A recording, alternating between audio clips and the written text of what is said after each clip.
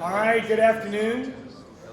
Good afternoon. We have we've had a fantastic semester, and I know today's a special day because now we have this upcoming break, which is new for UNT, to be off next week completely. So it's so great to see all of you here. We've got a very special presentation. Greg Beyer presented, Professor Beyer, Dr. Professor Beyer, performed a recital on Friday, November the 3rd, I think it was, and it was outstanding. Those of you that were able to attend, it also featured Yijian Fang, and I was fortunate to be in the room when Greg and Yijian performed at PASIC as well. And both the performance on November the 3rd and the PASIC presentation was outstanding. Most importantly for today is that you have the opportunity to speak to somebody who's passionate about the music that he's going to be presenting and knowledgeable. And I don't know of anyone that has such a greater sense of spirit and kindness in terms of understanding the art form and how it relates to what you do. You might think, well, I'm never going to get a gig on berimbau. Well, maybe, never say never, number one. And also, number two, knowing about it helps you to do other things as well, too. And that's how we approach our ethnic music program at UNT as well. Now, joining Professor Beyer today is going to be members of his quartet based around DeKalb, Illinois and Chicago, and I'll let him introduce them all. So if you guys would please join me in giving Dr. Beyer a warm North Texas welcome.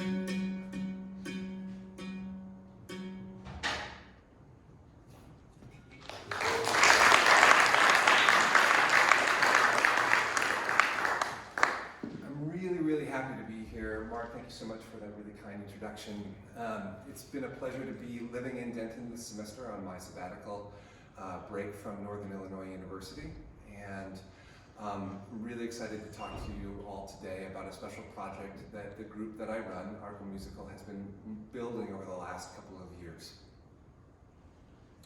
The instrument that I have in my hand here is called a berimbau, and the berimbau is a musical bow.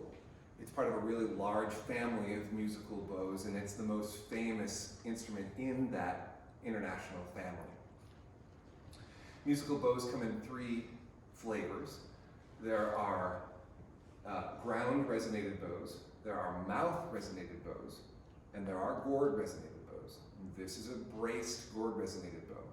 What the brace means is that there's a bridge and there's a string here that ties the gourd to the staff and divides the wire into two unequal parts. And that unequal part creates different musical intervals between the two pitches that result. So this particular instrument that I'm playing is tuned to a perfect fifth. You'll hear more about this later in our presentation. The berimbau is really, the reason why it's become the most famous of musical bows all over the world has everything to do with its intersection with a body game, an African-based body game in Brazil that's known as capoeira. How many of you have seen and or played capoeira? See a hand? I see one hand? Good. 2, 3, 4, good. In the United States, that's a pretty common response.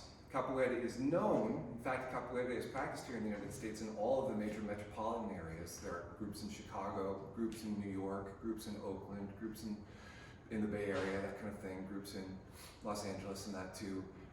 You find groups in smaller regions as well, but it is here.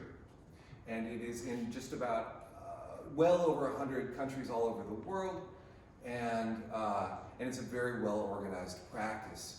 And the marriage of the berimbau and capoeira saved the lives and the longitude, the sort of the longevity rather, I mean to say, of both practices. It's pretty safe to say that the berimbau and capoeira would not have continued to thrive had they not found one another. And that beautiful synergy of multiple streams of African DNA found in the New World really could not have happened anywhere else than Brazil, where, as I was having a conversation with Nathan earlier, well over 4 million of the 10 million African people who were brought to the New World against their will ended up. And that happened in multiple waves over almost a 400-year period, from about the 1500 to the late 1800s, when the transatlantic slave trade was formally abolished in various countries in various dates up and down the Americas.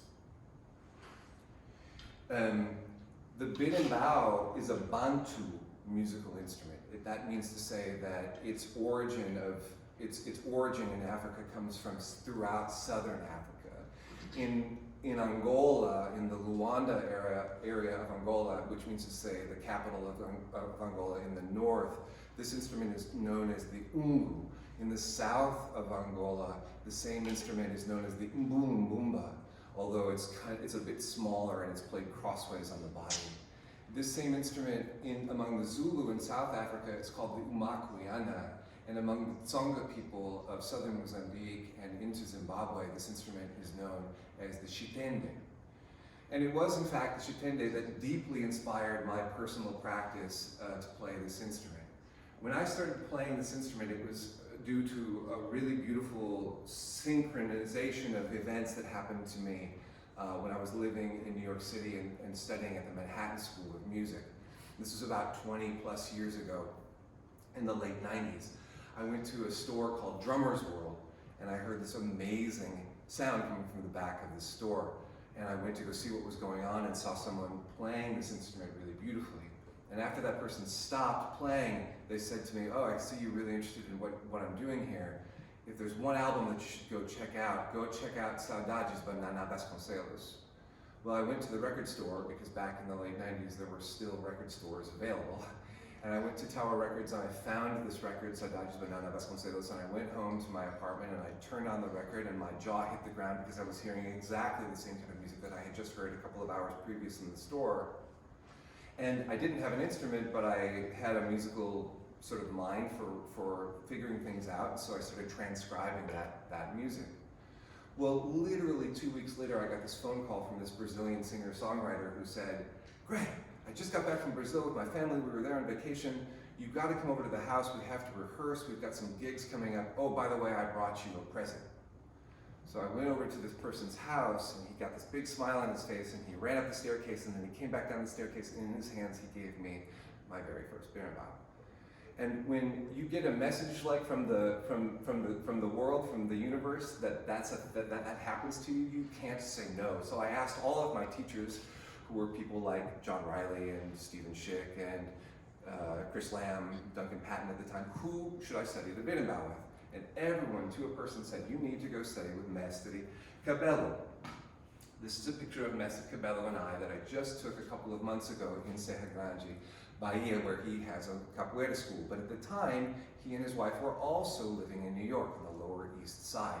So I went down to study with him, and I took my berimbau and I took my transcription, and he was an excellent teacher who gave me all sorts of really good feedback on how to play the instrument. And I showed him my transcription, and his head looked this way, and his head looked this way, and I understood that he doesn't really read music. So I vowed that at the second lesson, I would memorize the transcription and go back and play for him. And I did. And he said, "Oh, you're playing really, really beautifully, but tell me something." And he had this big smile on his face, and I was congratulating me, and I was happy. And he said, "Tell me something. You are not Nana Vasconcelos. And you are never going to be Nana Vasconcelos. And you aren't a capoeirista. So what are you going to do with the berimbau in your hands that's going to give something new to the world? What can you do with this instrument that can illuminate a different branch of the tree of life, of the tree of music, of the tree of art? Well, he was a capoeirista, and I have come to study and train capoeira with him in the years that have ensued. But at that time, I didn't quite understand that the analogy of the tree is deeply embedded in the practice of capoeira, and specifically in capoeira Angola. In my time in 2015 and 2016, when I was a Fulbright scholar in Brazil, I was teaching at one of the major universities, the schools of music, in Minas Gerais, in Belo Horizonte, which is the capital of Minas Gerais state. And I was also training capoeira with my teacher who was Mestra Alcione Oliveira. And the moment that you walk into a capoeira school, everyone wants to know, particularly the people who are in charge there, they ask you the question, who is your teacher? Who is your teacher?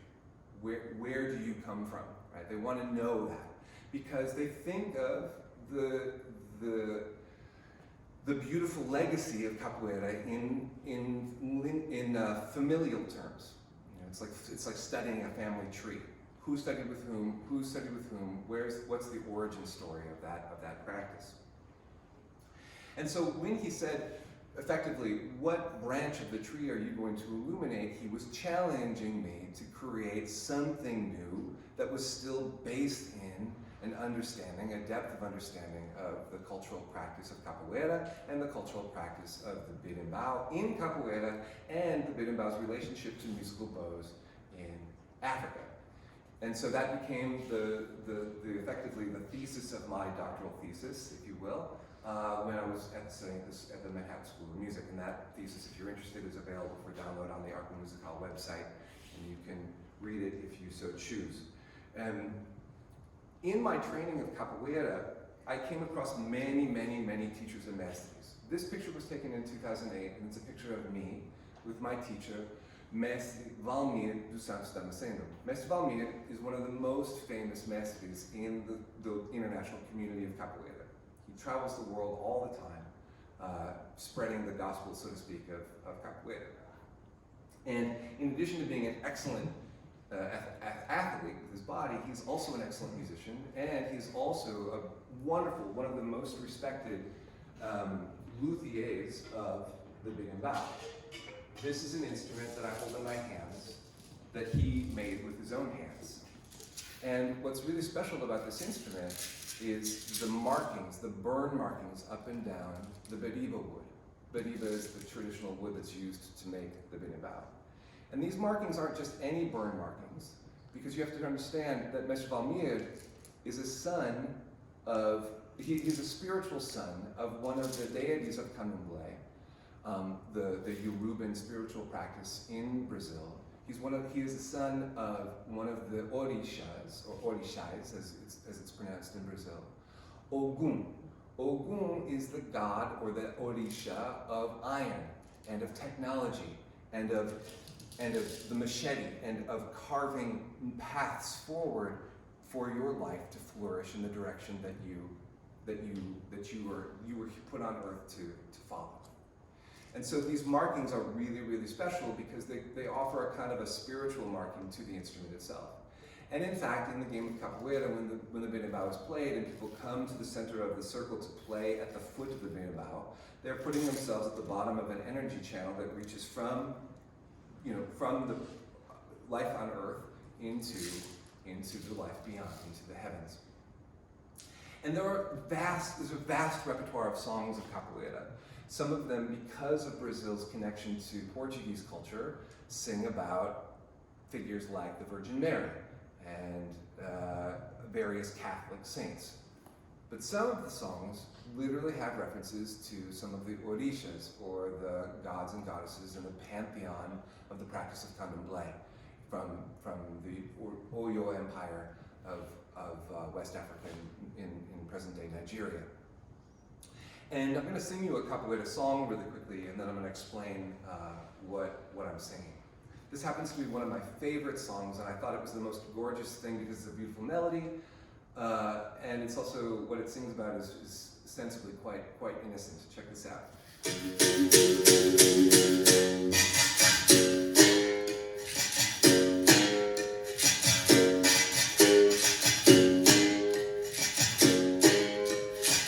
Eu pisei na folha seca, vi fazer chuê, chuá, chuê, chuê, chuê, chuá.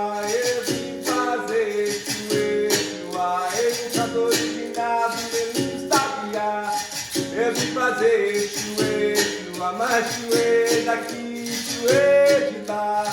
Eu vi fazer chuê, chuá, mas chuê, chuê, chuê, chuá. Eu vim fazer chuê, chuá. Eu pisei, I stepped na folha seca, in the dry leaves. Where do leaves come from? They come from the tree, right? So we're going back to the tree there. Eu pisei na folha seca e eu vi fazer, I heard them say, chuê, chuá. In other words, it's ostensibly about walking through the forest and hearing the leaves under your feet going shh, shh, shh. And I thought, oh, I'm from Wisconsin. There are lots of fall leaves in the fall. I can relate to that. I like that song. And one of my best friends in the capoeira school, studying with Mr. Alcione, he said, Greg, that's cool, but there's more to that song than meets the ear. This is my friend Rodrigo Borges, and I said, Rodrigo, what do you mean by that? And he says, shué, shué, shué, shué, shué, shu. And I said, oh man, because eshu, it's not shué shua, or it is, but it's also eshu. Eshu is the name of the most important orisha, who always comes first in a series of sacred presentations of music, named Eshu in Brazil and named Elegua in Cuba. Eshu is something of a, if any of you know anything about Hindu spirituality, if you know what Ganesh stands for, Ganesh is the kind of the keeper of the doorway who opens and closes doors, both physically but also metaphysically, right?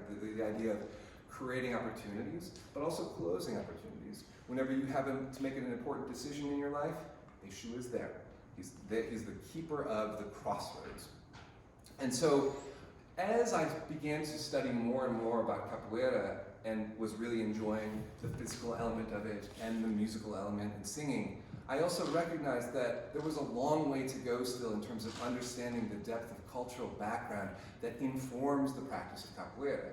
And I've been dancing with this instrument for over 20 years, but the instrument always leads the dance. So anytime the instrument says, hey, there's another thing you need to learn, well then that's where we go. So, as I mentioned, I'm the director of Arcomusical, a nonprofit organization that has a really simple mission of spreading the joy of the Afro-Brazilian berimbau far and wide through things like performance and composition and publication and education and community building, and everything is based on a bed of research, learning about the history of the culture around the instrument and what it does and what it stands for. And over the course of the last decade, Arcomusical has released 4 albums of original music. 3 of them were released by the group here in the United States. We also have a sister ensemble in Belo Horizonte that is a direct result of the Fulbright work that I did there. They're called Arcomusical Brazil, and they've released their first record in 2020 during the pandemic. And the next project that we are working on here is what we're about to present to you now. And so all of this prelude that I've been discussing is a way of saying that if Eshu informs capoeira and the spirit of the berimbau, well then that's a place that the berimbau needs to go. So at this stage in the game, what we're going to do here is we're going to present to you elements of religious drumming, sacred music from the Lucumí, of the practice of the Regla del Ocho, which is a practice that's of religious drumming of sacred music from the island of Cuba. And I want to present to you now and introduce to you my 3 colleagues in Arcomusical. All of us have a connection through Arcomusical and through NIU. And I'm going to introduce each one of them in turn. And gentlemen, you want to come up on stage here?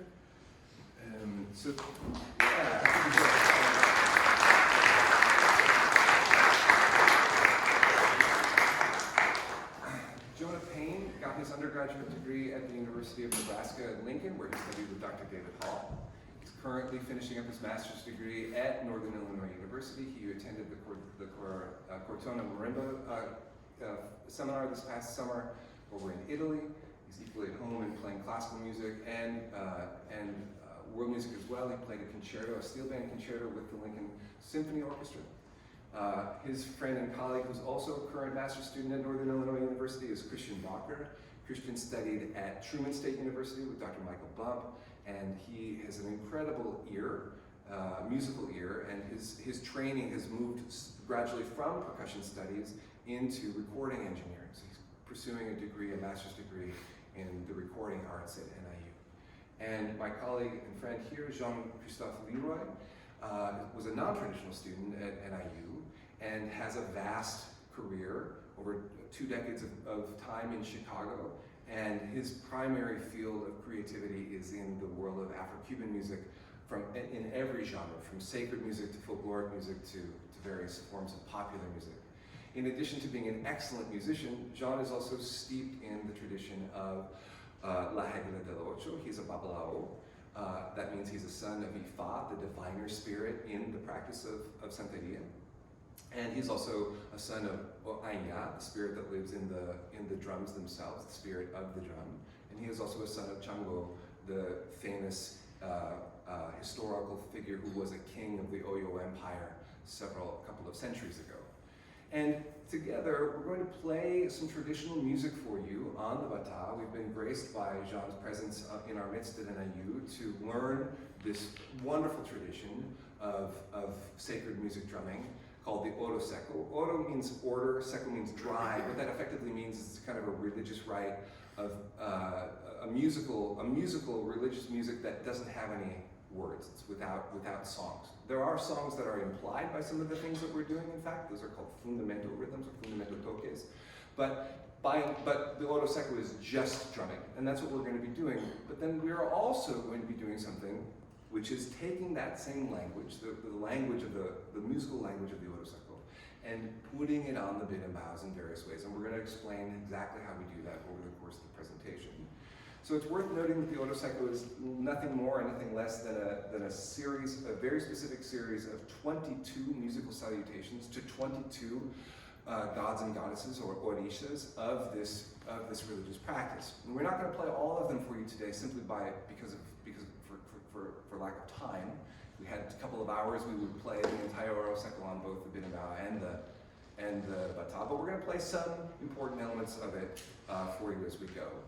It's worth pointing out that the batá drums have a familial relationship. Some of you already know this, but for those of you who don't, it's a family of 3 instruments, and I use the word family quite deliberately. The largest drum is the leader of the family, and her name is Iya. Iya is a Yoruban word that literally means mother. And when the mother calls, the dutiful father, or the itotele, had better respond. If the itotele does not respond when the Iya calls, you may see a bit of side-eye in the performance of this presentation. And the progeny of this wonderful relationship over here is the 3rd and smallest drum, known as the Arcomusical, who's considered the child spirit of the drumming family. We're going to explain a little bit more about how this music works over time, but we're going to begin by playing the music of the toques of the first 3 orishas in that 22 orisha sequence. They are known collectively as the 3 warriors. They are Eshu, who I already described, Ogun, who is the spiritual father of my teacher, Mestre Valmir, and Ochosi, who's considered the god of the hunt. So the god of the crossroads, the god of iron and technology, and the god of the hunt in musical language of the drums.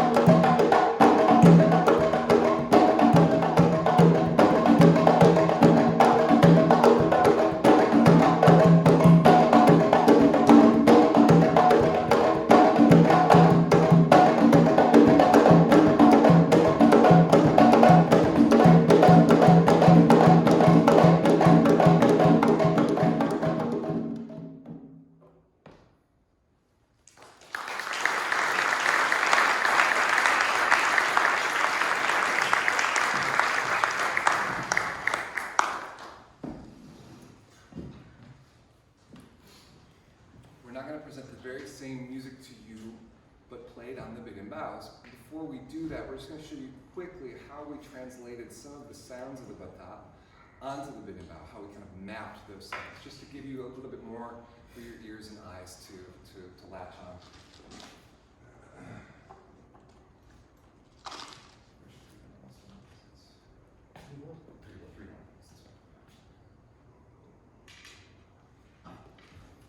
So as you can see, and is quite obvious, the batá are double-headed drums. The larger head on all of the drums is known as the mouth, or the enu, and it speaks various tones, open tones, muted tones, and more, particularly on the iya. The smaller head is the other side of the physical anatomy, the lower end of one's body, should we say, and it has a singular sound called that's a kind of a slap tone. Because the berimbau is a monochord that's braced, as I mentioned earlier, or divided, and the brace divides the wire into two unequal parts, this is a really simple analogy for those two heads. So everything that John plays on the cha head is going to be played on the smaller segment of the wire, and everything that he plays on the enu is going to be played on the larger side of the wire. And when John plays an open tone, I will play an open tone here, and when he plays a muted tone, I'll play a raised pitch with the coin that I'm using to note the instrument. And so you'll kind of hear this musical analogy, and you want to call us in?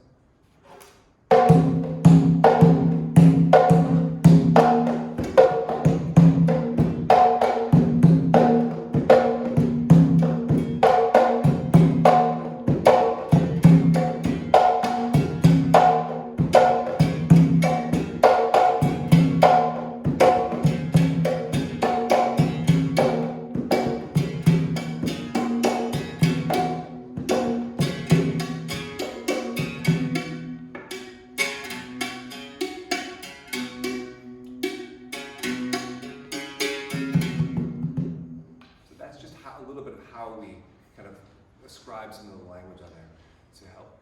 Hopefully that gives you something to put your musical ears on.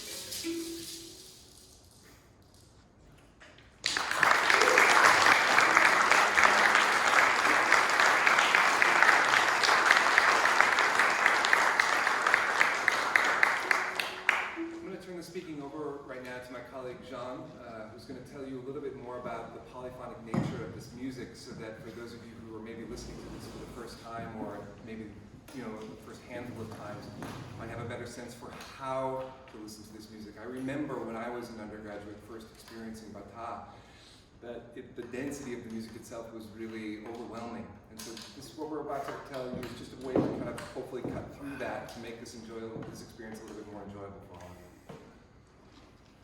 So, as Greg explained, and you can probably see, we have 3 similarly shaped drums, each with 2 heads. Clearly the music is polyphonic. A lot of people, they look at the ensemble or even hear the ensemble and they assume, 3 drums, 2 heads each, there must be 6 different parts happening at the same time, 6 things happening. You can look at it that way, but it's not really the way I think about it. I divide it all into 2 main layers because each of these drums has a different function in the music. The way I think when I'm playing is much different than the way I think when I'm playing a Arcomusical or a totale. So, as Greg explained also, I'm driving the ship, right? This is the mother drum. I'm steering the ensemble through the various roads of each toque we play. I give the ensemble signals to start, to stop, to turn left, to turn right, let them know how loud to play, how fast to play, etc., etc. The Arcomusical uses both his heads as one voice to provide the timekeeping element for us. Once you start we're going to use a typical pattern called ki-la, ki-la, ki-la, ki-la.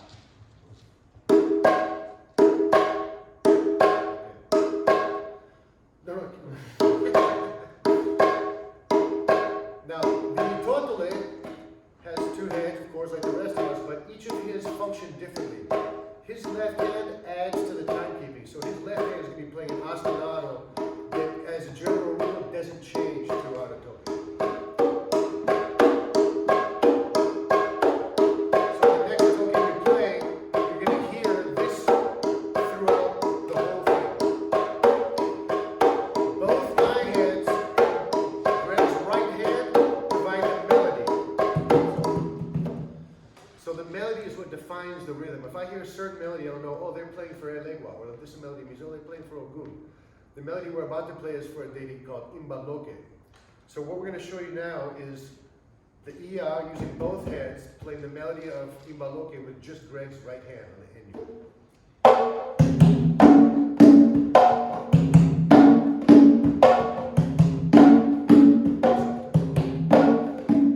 While this is happening, I can initiate conversations with Greg, which can be either some are improvised or some are set.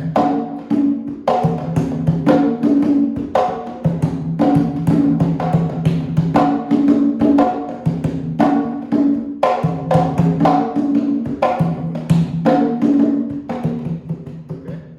Let's put that together real quick so everybody can hear. This is the whole thing together.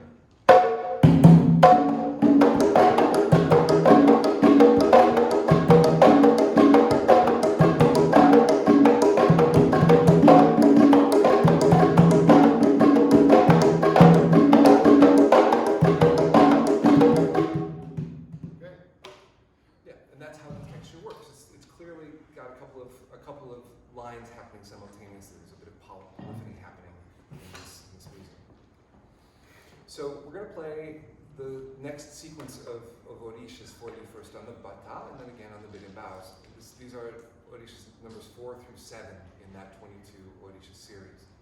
The first one, as Jean just pointed out, is called Imbaloke or Obaloke. Obaloke is the spirit of the mountain. It's something of a Genesis story. The supreme deity in this Yoruban religion is named Olodumare. And so in the beginning, when there was nothing, Olodumare created the earth, and the earth was covered with the ocean. And out of the ocean came these tremendous hills and valleys and mountains. He created earth he rose the earth out of the sea. And that was such an important element, and such an ancient element that created the possibility for life forms to have a home above the sea level, that that the hills and the mountains took on a spirit of their own, and that spirit is named Obamoke. The next three deities have to do with medicine and the kind of the contrast between sickness and healing. Inle is the fifth deity in the series. Inle is considered a traditional medicinal doctor. His traditional home is at the delta between freshwater rivers and the sea. And he's something of a fisherman as well. And he's considered a healer. Then, interestingly, as a kind of a juxtaposition, we'll visit the sixth deity known as Babaluaye in Cuba or Omolu in Brazil. And Babaluaye is considered to be the orisha of smallpox, or the orisha of disease more generally, with the power to strike one with disease, but also with the power to cure one from that same disease. And finally, in this set, we'll play the music for the toque for Osayin. Osayin is considered to be the deity of the forest and the keeper of the knowledge of the sacred and medicinal leaves that people have used for centuries. So for example, if you catch a cold and you go and grab yourself an herbal tea, and that herbal tea is made out of something like echinacea or lavender, well, Osayin is the spirit of the life-giving properties of those leaves, of those plants. That's what this is all about. Okay, so here's the next four toques for you.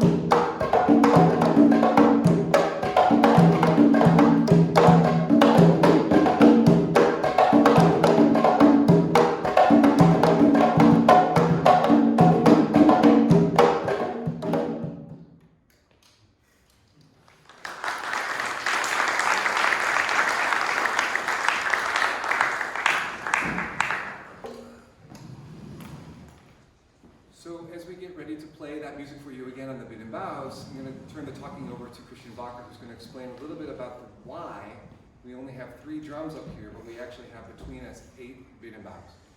Hi. It makes sense. The audio engineer talks about frequencies. It made sense to me. So we have 8 berimbaus on display. Jean has 4, Greg has 2, and Jonah and I both have 1. To explain why we chose this tuning system, we kind of have to briefly explain a couple of seemingly unrelated concepts that we found a very unified solution that worked for us. The first concept we have to talk about is something called numerology. That's the idea of a certain numeric value being assigned to a certain deity or idea or concept or any other component of a religion. A very famous one, for example, if you're familiar with the Christian diaspora, the numbers 3 and 7 come up quite a bit in the Bible, don't they? The Bible was created in 7 days. Jesus was buried for 3 days. Saul was blind for 3 days. In the book of Revelations, there's a lot of plagues that happen in phases of 7. There's a certain numeric value that is assigned throughout the Bible in numbers like 3 and 7 and 12. And that sort of numeric assignment carries over to the various orisha that are in the Santeria religion. And I'll explain that a little bit in a second. The second principle we have to talk about comes down to the construction of the bow itself. As Dr. Beyer had mentioned very well in the beginning of this presentation, from the bridge actually separates one wire into 2 unequal parts, right? And like he mentioned, the upper part is generally our lower tone, and the lower part is generally our higher tone. With that in mind, we've been able to tune these using various whole number ratios. This goes back to the time of Pythagoras. This is something that we see and use all the time in our current applications of music. So how do these 2 concepts combine? Well, if you want to take a look at an example really quick. Thank you. So, going back to the very first orisha we played for you at Legua is symbolically represented by the number 3.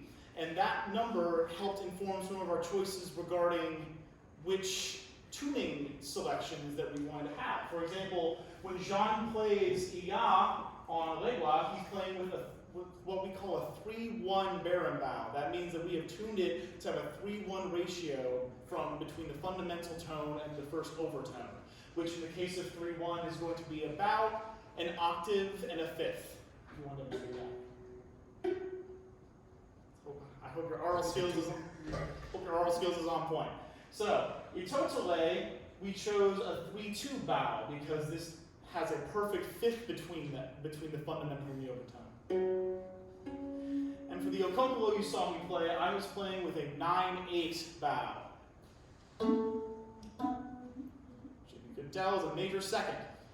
Now these relate to a Legua 3 in a pretty obvious way. Iya is a 3-1, Itotale is 3-2, and for Arcomusical, 3 times 3 is 9. So we thought that was a very clever way to incorporate different whole tone ratios into our playing. And this is common practice that we've done throughout the entirety of the Oro Secco. If you have questions about that, if you'd like to see a bit more in-depth process for what tunings we're using where, you can come speak to me after the presentation. I'll be happy to give you a walk down of exactly which tunings we selected. From there, it's just a matter of pitch selection. A 3-to-1 ratio is one thing, but knowing exactly what tones we want that 3-to-1 ratio to embody is a completely different idea. And from there, we almost treat it like a Sudoku puzzle, like a chromatic Sudoku, where we have all these different pitches we can use, and through a bunch of trial and error, we found a very nice collection of pitches that give each orisha its own tonal center and help each orisha to stand out individually from each other.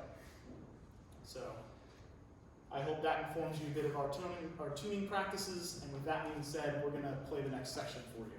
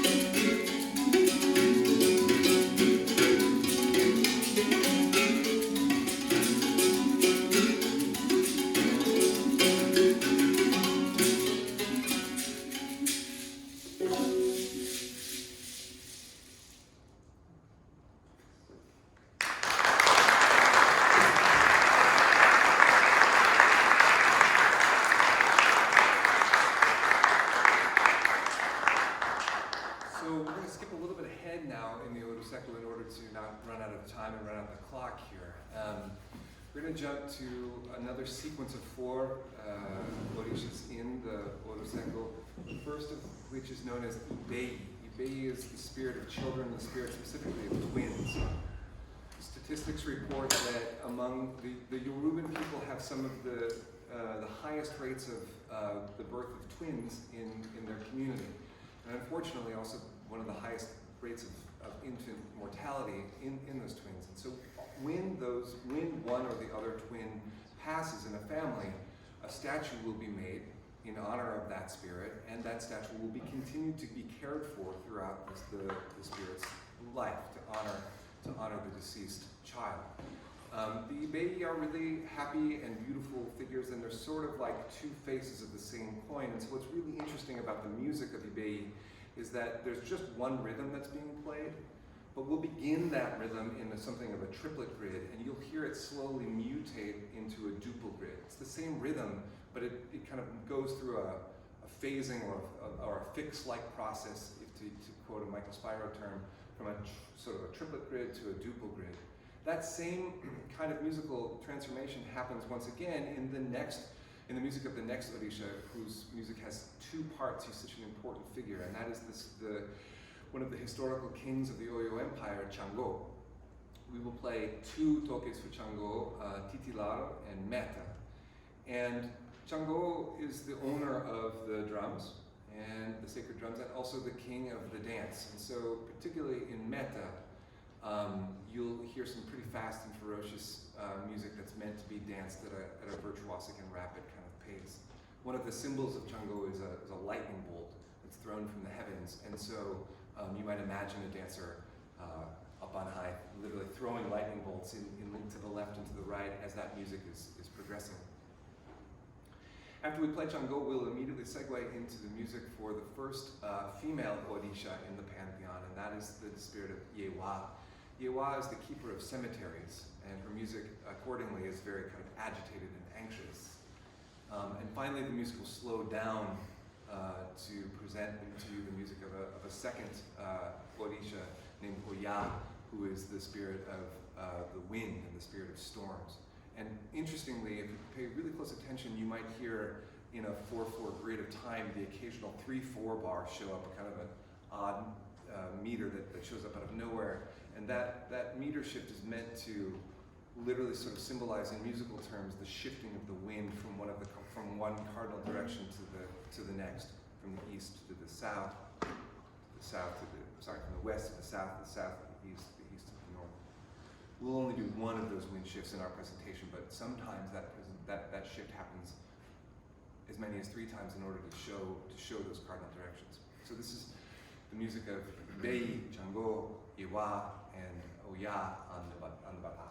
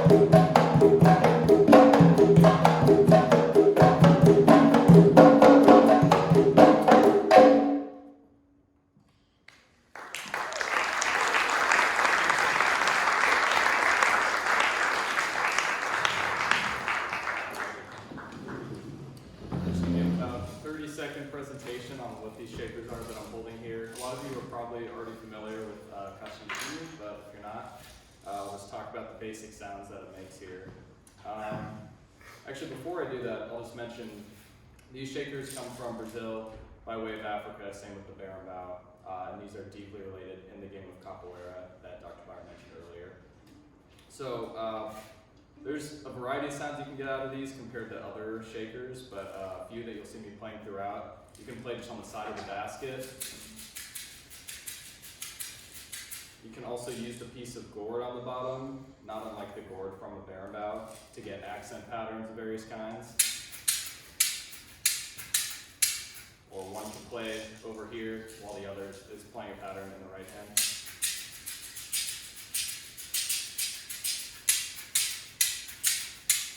That kind of thing. You can also get tremolo sounds.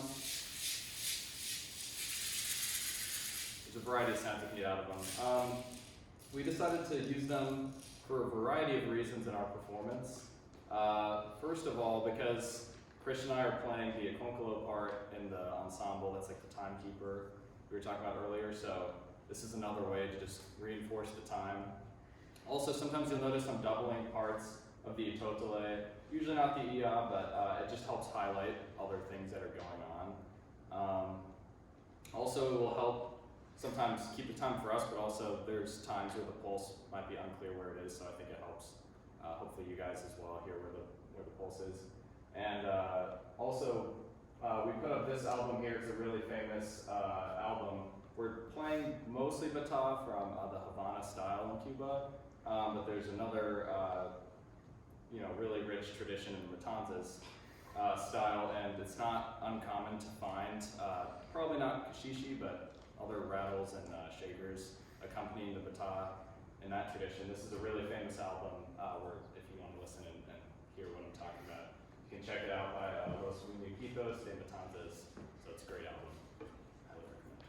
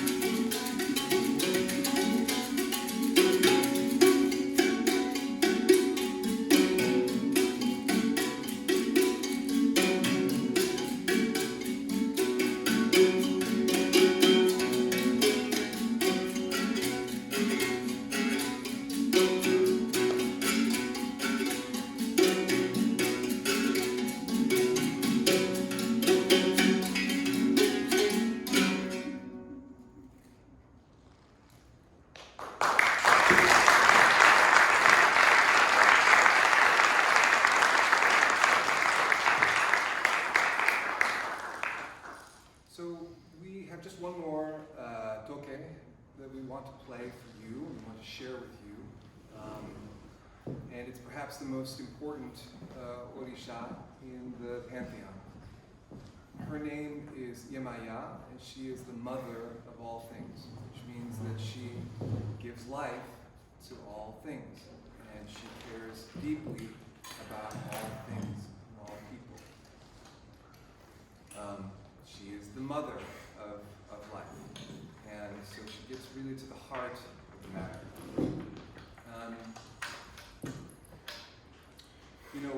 I'll just say that in the pursuit of these instruments and what they have to tell us about life, it's really apparent to me as a percussionist who's been enchanted with and following the path of the berimbau musical bow and coming to know friends and teachers in Brazil, friends and teachers and mentors in Africa, that we're all really, really deeply connected. And the institution of slavery that really informs culture here in the New World left an immense pain, right, in our history, and it's something that we're still grappling with on a regular basis. And I think we see that, we know that to be true. I'm not here to make an argument or get in the culture war with anyone. I think if we just look objectively at the news, that's true. And the thing that I want to say to all of you young percussionists, right, who are going to go out there and make a difference in your communities, is that when you put your hands on instruments like this, and we sincerely hope you do, I want to point out that while this music is precious to us, these instruments, there's nothing precious about these instruments. And nothing would make us happier than to see all of you down here on the stage after we're done playing. You come up, if you haven't played a batá before, put one in your lap. If you haven't played a berimbau before, put one in your hand. We'll show you how it works. When you put your hands on these instruments, you put your hands in touch with an enormous history, a wealth of musical knowledge that was forged through great joy and also great suffering, right? As the famous Buddhist intellectual and monk and author Thich Nhat Hanh so famously wrote, "I would never want my children to live in a world where there was no suffering, because without suffering they would not know joy." Right? The depth of our spirit is marked by our experiences in this world, both good and bad. Right? And there's good and bad in all of us. And I think one of the things that's really special about this religious idea that's connected to the batá is that it doesn't present a notion of a duality, right? Rather, it presents the notion of potential, of an energetic potential that exists within all of us to make good decisions and to increasingly go in a path of leading a good life. And because all of you have chosen percussion, you're already most of the way there. Because the percussive arts are beautiful, right? And the Percussive Arts Society, for example, we all just came back from PASIC, many of us, right? The generations and generations of people that have gone into making the percussive arts as beautiful and as special and as heartfelt as they are. So for all of you whose hearts have been touched by percussion, know that we all owe a really deep debt of gratitude to the music and the people of Africa and the music and the people of the African diaspora. Right? So with that said, to come back to the mother of all things, who cares deeply about all living beings, who would say undeniably and justly so that Black Lives Matter, right? We can say that this is true, and when we put our hands on these instruments, that's a way of saying that, it's a way of living that. Right? So Yemaya is the mother of all things, and let's hope that this music, both on the batá and on the berimbau, puts in a space in all of our hearts collectively so that we can have a great conversation after this is done. Thank you all for being here, by the way. I know it's the day before your big break, so you didn't have to be here potentially. You're here, and we appreciate that.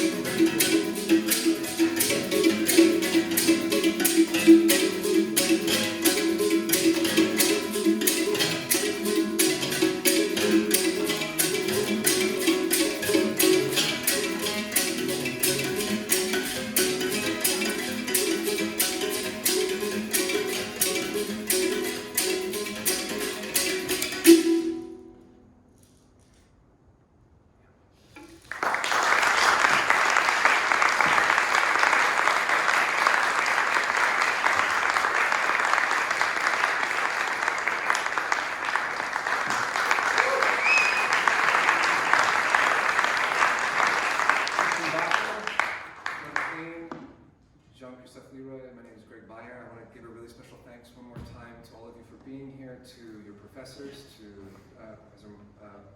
Mark Ford and Dave Hall and Jose Aponte and Paul Rennick for being here and just being super supportive and lovely during this really special sabbatical period that I've had. I really, really appreciate your friendship and your collegiality. And at this stage, folks, we'd love you to come on down and spend some time with us. So don't be shy. If you have to go somewhere else, please do. By all means, don't let us keep you. But if you've got some time, got some questions, got some curiosities, you want to play, come on down. Come down.